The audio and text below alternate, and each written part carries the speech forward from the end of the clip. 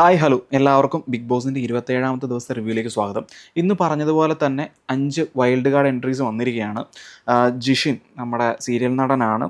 പിന്നെ മസ്താനി, ഇൻ്റർവ്യൂവർ, പ്രവീൺ, സാബുമാൻ, ലക്ഷ്മി എന്നിവരാണ് വന്നിരിക്കുന്നത്. അവരുടെ ഇമ്പാക്റ്റ് ഇനിയുള്ള ദിവസങ്ങളിൽ കണ്ടറിയേണ്ടിയിരിക്കുന്നു. ചിലർ ഇന്നൊക്കെ ചെറുതായിട്ട് ഷൈൻ ചെയ്യാൻ നോക്കി ചീറ്റിപ്പോയി, ചിലർ വിജയിക്കാൻ ശ്രമിച്ചതും കണ്ടു. ഓക്കെ, സോ അതിലേക്ക് നമുക്ക് വരാം. പിന്നെ അതിനുശേഷം പറയാനുള്ളത് നൂറയുടെ പെർഫോമൻസ് ആണ്.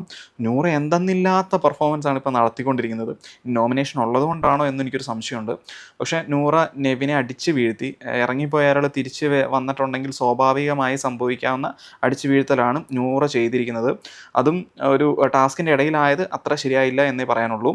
അതിനുശേഷം നടന്നത് ക്യാപ്റ്റൻസി ടാസ്ക് ആയിരുന്നു. നെവിൻ ക്യാപ്റ്റനായി, എന്തുകൊണ്ടും നന്നായി. കാര്യം എന്താണെന്ന് വെച്ചിട്ടുണ്ടെങ്കിൽ ഇപ്രാവശ്യത്തെ നോമിനേഷനിൽ, അതായത് എവിക്ഷൻ നോമിനേഷനിൽ വന്നിരിക്കുന്നത് ബാക്കി എല്ലാവരും വന്നിട്ടുണ്ട്. നമ്മുടെ പുതിയ ആൾക്കാരും നെവിനും ഒഴികെ. നമ്മുടെ സീരിയൽ നടൻ അക്ബറിനെ ഒന്ന് ചൊറിയാൻ നോക്കി, ഒത്തില്ല എന്ന് തന്നെ വേണം പറയാൻ.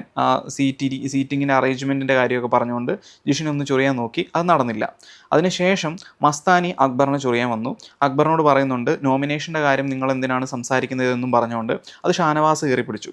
ഷാനവാസ് എന്താ ഇത് സംസാരിച്ചിട്ടില്ല നോമിനേഷൻ്റെ കാര്യം? അവർ സിഗരറ്റ് വലിക്കുമ്പോഴും അല്ലാതെ ഗ്രൂപ്പിലിരിക്കുമ്പോഴും ഇതൊന്നും മസ്താനി കണ്ടിട്ടില്ലേ? സോ ചെയ്യുവാണെങ്കിൽ എല്ലാവരോടും ചെയ്യണം. ഒരാളോട് ചെയ്തിട്ടുണ്ടെങ്കിൽ അതിന് വേറെ എന്തെങ്കിലും ഒരർത്ഥമുണ്ട് എന്നാണ് എനിക്ക് പറയാനുള്ളത്. ഞാനത് പറയാനുള്ള കാര്യം എന്താണെന്ന് വെച്ചിട്ടുണ്ടെങ്കിൽ, എനിക്ക് അക്ബറിന് അത്യാവശ്യം നന്നായി ഗെയിം കളിക്കുന്നത് ഇഷ്ടമാണ്. പക്ഷേ അക്ബർ പറയേണ്ട കാര്യങ്ങൾ, അതായത് ഫ്രണ്ട്സ് ആയതുകൊണ്ട് പറയാതിരിക്കുന്നതും അത്ര ശരിയല്ല എന്നും എനിക്ക് തോന്നുന്നുണ്ട്.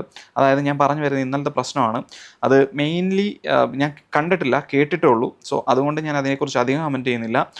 നമ്മുടെ അപ്പാണി എന്തോ വലിയ തെറിയ വിളിച്ചു, പിന്നെ അക്ബർ അപ്പോഴൊന്നും മിണ്ടിയില്ല എന്നാണ് പറഞ്ഞത്. അതിനെക്കുറിച്ചാണ് ഞാൻ പറയുന്നത്. പിന്നെ കൂടാതെ മസ്താനി അടുത്തൊരു പരാമർശം നടത്തിയത് രേണു സുധി. നമ്മുടെ സുധിച്ചേട്ടനെക്കുറിച്ച് മസ്താനിക്ക് അവിടെ പറയാൻ ഒരു അവകാശവുമില്ല. അതെന്താണെന്ന് വെച്ചിട്ടുണ്ടെങ്കിൽ അത് അവരുടെ പേഴ്സണൽ കാര്യമാണ്, ബിഗ് ബോസിൻ്റെ പുറത്തുള്ള കാര്യമാണ്. ഈവൻ ബിഗ് ബോസിൻ്റെ അകത്ത് പിന്നെ രേണു സുധിച്ചേട്ടനെക്കുറിച്ച് പറയുന്നുണ്ടെങ്കിൽ ദാറ്റ് ഈസ് ഫൈൻ. പക്ഷേ വേറെ ഒരാൾക്ക് വന്നിട്ട് സുധിച്ചേട്ടൻ്റെ പേരിൽ കളിയാക്കാനോ, അതും അദ്ദേഹം ഇവിടെ ഇല്ല, ഈ ലോകത്തില്ല, അപ്പോൾ അത് വെച്ചിട്ട് പറയാനോ ഒരവകാശവും ഇല്ല. മേ ബി അത് ചോദിക്കുമായിരിക്കും, പക്ഷേ ആ ഒരു ഗെയിം ഡേർട്ടി ഗെയിം തന്നെയായിട്ടാണ് എനിക്ക് തോന്നുന്നത്. അത് പുള്ളിക്കാരി കളിക്കുകയോ കളിക്കാതിരിക്കുകയോ അത് പുള്ളിക്കാരിൻ്റെ ഇഷ്ടം. പക്ഷേ ചൊറിഞ്ഞോളൂ, ആ കളീൻ്റെ കാര്യം വെച്ച് ചൊറിഞ്ഞോളൂ. പക്ഷേ ഇങ്ങനത്തെ വില കുറഞ്ഞ കാര്യങ്ങൾ മസ്താനി പറയുന്നത് ഒരിക്കലും അക്സെപ്റ്റബിൾ അല്ല. അപ്പം ഇത്രയൊക്കെയാണ് സംഭവിച്ചത്. ഞാൻ ഇന്ന് മെയിൻലി എപ്പിസോഡാണ് കണ്ടത്. കാര്യം ഞാൻ വേറൊരു ട്രാവലിലാണ്.